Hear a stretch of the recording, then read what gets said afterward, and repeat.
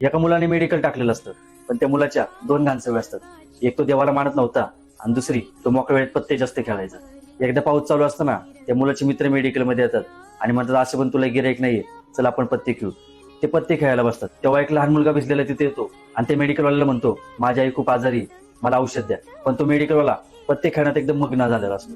तो काही काही तुटतो आणि त्या मुलाला कुठलं तरी एक औषध देतो आणि जा म्हणतो. आता पत्ते खेळून झाल्यावर सगळे त्याचे मित्र तिथून निघून जातात आणि तो मेडिकलवाला जेव्हा निवांत बसलेला असतो तेव्हा त्याला लक्षात येतं, आपण त्या लहान मुलाला चुकून उंदीर मारण्याचं औषध दिले. तेव्हा तो मेडिकलवाला एकदम टेन्शन मध्ये येतो. त्याला काय करावं कळत नाही. माझ्यामुळे आज एखाद्याचा जीव जाणार आहे याचा विचार करून त्याला भरपूर टेन्शन येतं. मग त्याला वडिलांनी सांगितलेली एक गोष्ट आठवते, जेव्हा कधी तू संकटात असशील, मान्य तू देवाला मानत नाहीस, पण एकदा देवाची आठवण काढून बघ.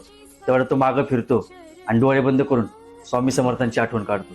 तेवढ्यात पुढच्या 5 मिनिटात तोच लहान मुलगा शिकल्याने माखलेला पुन्हा मेडिकलमध्ये येतो आणि ते मेडिकलवाल्याला म्हणतो, मी घरी जात आता पाय घसरून पडलो आणि तुम्ही दिलेली औषधाची बाटली माझ्याकडून फुटली, मला पुन्हा एकदा औषध द्या.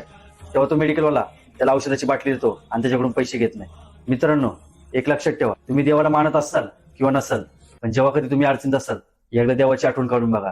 देव तुमच्या मदतीला कुठल्या ना कुठल्या रूपात नक्की येणार.